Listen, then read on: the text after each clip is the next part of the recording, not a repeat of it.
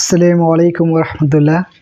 আশা করি আল্লাহর অশেষ মেহেরবানিতে সকলেই ভালো আছো, সুস্থ আছো। জি আলহামদুলিল্লাহ, আমিও ভালো আছি। আজকে আমি যে অঙ্কটি সমাধান করব সেটা হচ্ছে যশোর বোর্ড 2024 সালে গেট থেকে যে প্রশ্নটি এসেছে, এই প্রশ্নটি আজকে আমি সমাধান করব।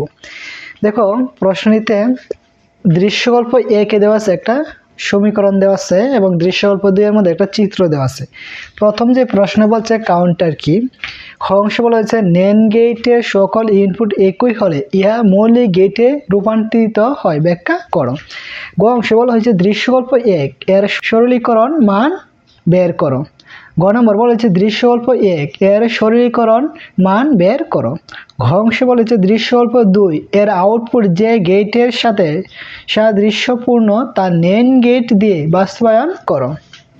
তাহলে আমরা প্রথম প্রশ্ন বলা হয়েছে কাউন্টার কি, এটা আমরা এভাবে লিখবো, কাউন্টার হলো এক ধরনের ডিজিটাল সার্কিট যেটি গণনা করতে পারে। তা কাউন্টার কি, কাউন্টার হলো এক ধরনের ডিজিটাল সার্কিট যেটি শুধু গণনা করতে পারে।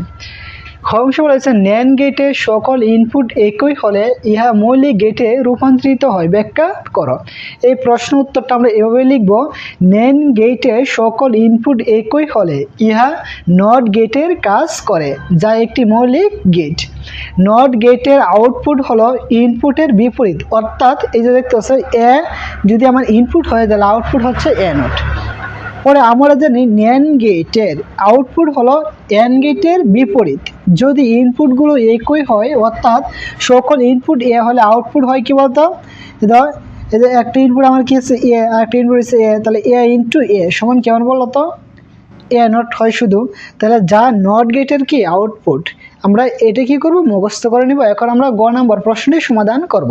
দেখো গ নম্বর প্রশ্ন হচ্ছে দৃশ্যকল্প 1 এর সরলীকৃত মান বের করো। তাহলে আমরা প্রথমে কি লিখবো, যে উদ্দীপকে উল্লিখিত দৃশ্যকল্প 1 হলো কি বলতো, পি কিউ পরে আর প্লাস পরে P Q not R plus P not Q R plus P not Q not R. এখন আমরা যে কাজটা রয়েছে আমার কি দৃশ্যকল্প 1 এর যে সমীকরণটা, এখন আমরা এটা সরলীকৃত মান বের করব। তাহলে আমরা এখন যে কাজটা দেব, এই যে দুইটা রাশি আছে, এই দুইটা রাশির মধ্যে আমার কমন কি আছে বলতো, এই দুইটা রাশির মধ্যে আমার কমন হচ্ছে কি পি আর। এই যে আমরা এখান থেকে পি আর কমন নিব, এই দুইটা রাশির মধ্যে আমার কমন কি আছে বলতো পি আর। এই যে আমি পি আর কমন নিব, নেওয়ার পরে ব্রেকে, তাহলে এখানে আছে কি বলতো কিউ প্লাস, আর এখানে থাকবে কি বলতো কিউ নট, পরে আবার প্লাস প্লাস দিলাম। তারপর এই দুইয়ের মধ্যে আবার আমার কমন কি আছে বলতো, এই দুইয়ের মধ্যে কমন আছে দেখতে পাচ্ছ, এখানে আছে কি বলতো পি নট, এখানে আছে পি নট, আর এখানে আছে আর, এখানেও আছে আর, তাহলে আমার কমন হচ্ছে কি পি নট আর। এই যে আমরা পি নট আর কমন নিব, নেওয়ার পরে এখানে কি আছে তো কিউ পরে প্লাস, আর এখানে থাকবে কি কিউ নট।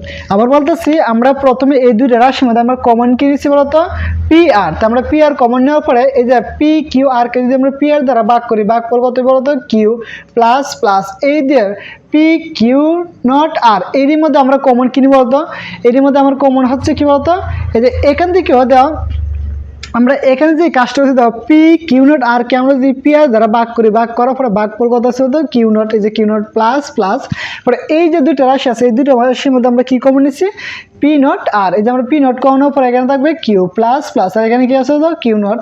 এখন দেখো আমরা যে কারণে আছে কি পি পরে হচ্ছে পি, এখানে কি আছে তো পি আর, পরে দেখো Q plus Q not, Q plus Q নটের মান হচ্ছে 1, এই যে 1 লিখবো প্লাস প্লাস যে পি নট আর, পরে ইন্টু কিউ প্লাস কিউ নটের মান হচ্ছে 1।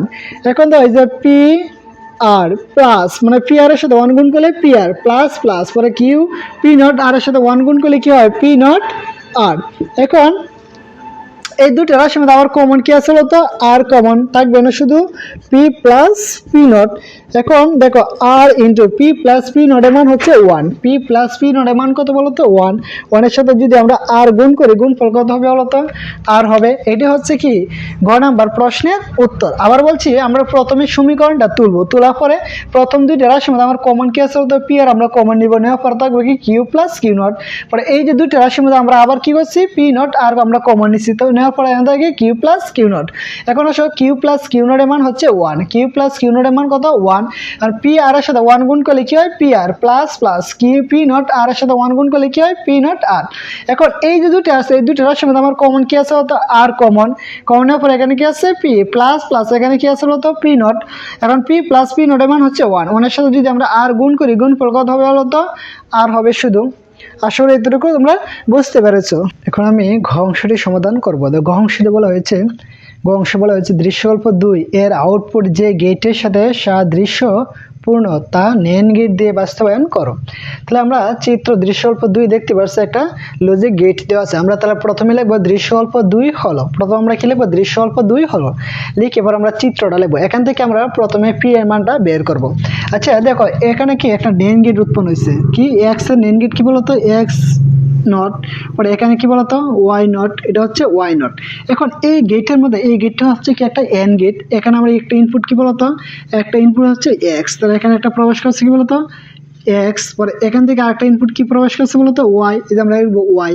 আবার নিচে যে এন গেটটা আছে একটা ইনপুট করছে কি বলতো এক্স নট, এই যে লিখবো এক্স নট, আর নিচে যে আরেকটা গেট কি বলতো ওয়াই নট, এই যে লিখবো ওয়াই নট। এখন এই যে গেটটা আছে এই গেটটার মধ্যে কি প্রবেশ করছে বলতো ওয়ার গেট, এখানে প্রবেশ করছে কি বলতো একটা কি এক্স ওয়াই, এই যে লিখবো এক্স ওয়াই, পরে গেটের কাজ কি প্লাস, পরে নিচে দিক দিয়ে প্রবেশ করছে কি বলতো এক্স নট ওয়াই নট। তাহলে আমরা পি এর যে মানটা পাই কি বলতো পি এর মানটা হচ্ছে কি যে x Y plus x not Y not, এটা হচ্ছে আমরা পি এর মান।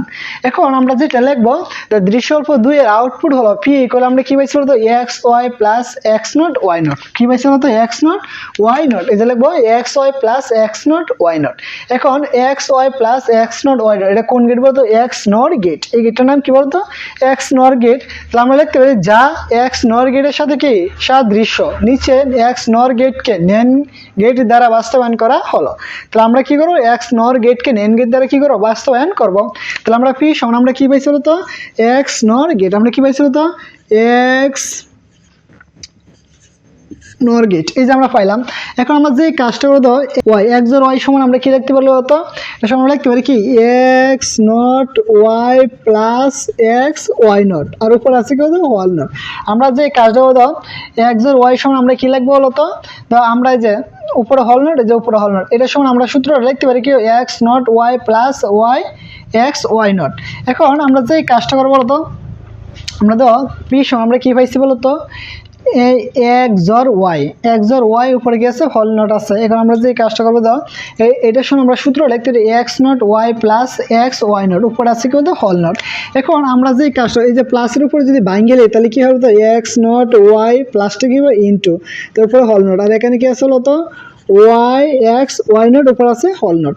এখন আমরা এইটা দাও আমরা কোন গেটে পাইছি বলতো এন গেট, আমরা এখন উপরে হল নট দুইটা নিয়ে আসো তাহলে কি এক্স নট ওয়াই হল not into x Y not উপরে আছে হল নট, উপরে কি আমরা ডাবল হল নট নিয়ে আসলাম। আসলে এতটুকু তোমরা বুঝতে পেরেছো। এখন আমরা চিত্রটা অঙ্কন করবো। তাহলে আমরা চিত্রটা অঙ্কন করি কি আছে বলতো আমরা এখন এটা চিত্রটা অঙ্কন করি। তো একটা ইনপুট হচ্ছে এক্স আর একটা ইনপুট কি ওয়াই, তারপরে একটা ইনপুট এক্স নিলাম আর একটা ইনপুট কি আমরা ওয়াই নিলাম এখন আমরা গেটটা তৈরি করবো। একটা হচ্ছে এক্স ইনপুট, এই যে আমরা একটা এক্স নট তৈরি করবো এই যে মেইন গেট দ্বারা, আরেকটা কি বলতো ওয়াই, এই যে আমরা ওয়াই থেকে একটা ইনপুট নিব নেওয়ার পরে কোন গেটে না এন গেট, যে আমরা এন গেট দ্বারা একটা গেট তৈরি করবো। পরে একটা কি এক্স ইনপুট, এই যে আমরা একটা এক্স ইনপুট নিবো, আরেকটা ওয়াই নট, আমরা একটা ওয়াই নট তৈরি করবো। ওয়াই নট তৈরি করার পরে এই দুইটা আবার একটা এন গেট তৈরি করলাম এন গেট। এখন দুইটা আবার একসাথে জয়েন্ট দিব, তারপর একটা এন গেট আমরা তৈরি করলাম। তৈরি করবো যেহেতু আমার হল নট দুইটা তো আমরা আরেকটা গেট এখানে তৈরি করবো। এতটুকু হচ্ছে আমার গেটটা। আসলে এটা তোমরা সুন্দর মতনে বুঝতে পেরেছো।